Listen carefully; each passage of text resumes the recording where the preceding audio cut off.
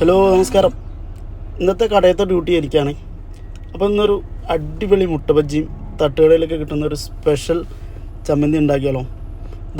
ഞാൻ ഏകദേശം ഒരു 1/4 കിലോ കടലമാവ് എടുത്തിട്ടുണ്ട്.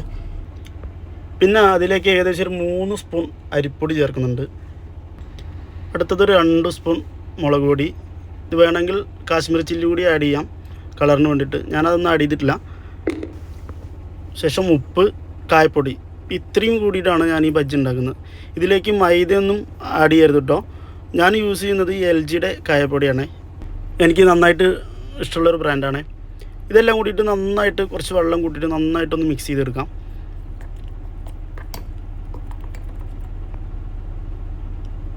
ശേഷം പിന്നെ വേണ്ടത് അപ്പസോഡയാണ്. ഇത് വേണമെങ്കിൽ നിങ്ങൾ ആഡ് ചെയ്താൽ അല്ലെങ്കിൽ ഇത് സ്കിപ്പ് ചെയ്യാം. ശേഷം ഇത് നന്നായിട്ട് ഇളക്കി കൊടുക്കണം. ഈ കൺസിസ്റ്റൻസിയിലാണ് ഈ ബാറ്ററി ഇരിക്കേണ്ടത്. ഒരുപാട് ലൂസാവാതെ ശ്രദ്ധിക്കണം. അപ്പോൾ ഞാനൊരു 10-12 മുട്ട പുഴുങ്ങിയെടുത്തിട്ടുണ്ട്. ഇതെല്ലാം തൊലിച്ച് 2ആക്കി മുറിച്ച് വെച്ചിട്ടുണ്ട്. അപ്പോൾ അത് ഓയിലാണ് എടുത്തിട്ടുള്ളത്. നിങ്ങൾ വെളിച്ചെണ്ണ ഉണ്ടാക്കാൻ ഒന്നുകൂടി ടേസ്റ്റ് കൂടും. അപ്പോൾ അത് മുട്ട മുക്കിയെടുത്ത് ഓരോന്നോരോന്നായിട്ട് ഞാൻ ഇട്ടുകൊണ്ടിരിക്കുകയാണ്. പല ആളുകളും മുട്ട ബജ്ജിയിലെ ഈ ബാറ്ററിൽ മൈദയൊക്കെ ചേർക്കുന്നത് കണ്ടിട്ടുണ്ട്. അതിൻ്റെ ഒന്നും ആവശ്യമില്ല. ഏറ്റവും ടേസ്റ്റ് കടലമാവ് കൊണ്ട് ഉണ്ടാക്കുന്നതാണ്. പിന്നെ 2 മണിക്കൂർ റെസ്റ്റ് ചെയ്തതിന് ശേഷമാണ് കേട്ടോ ഞാൻ ഈ മുട്ട ബജ്ജി ഉണ്ടാക്കുന്നത്. എന്നാലേ ഈ മാവ് ഒന്ന് സോഫ്റ്റായി കാണാനൊക്കെ ഒരു ഭംഗിയുള്ള മുട്ട ബജ്ജി ഉണ്ടാക്കാൻ പറ്റുള്ളൂ. ഒരു 2-3 മിനിറ്റ് കഴിഞ്ഞാൽ ഈ മുട്ട ബജ്ജി ഒന്ന് മറിച്ചിടണേ.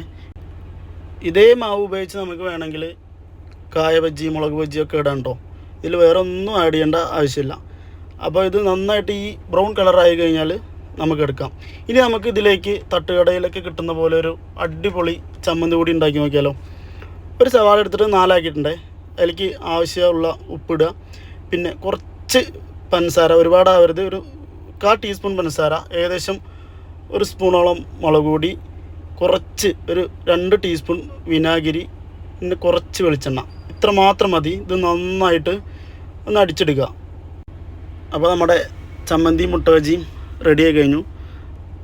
എല്ലാവരും ഈ റെസിപ്പി ഒന്ന് ട്രൈ ചെയ്തിട്ട് കമൻറ്റ് ബോക്സിൽ ഫീഡ്ബാക്ക് അറിയിക്കണേ.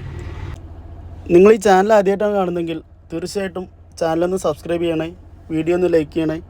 അടുത്തൊരു വീഡിയോ ആയിട്ട് വീണ്ടും കാണാം. ബൈ.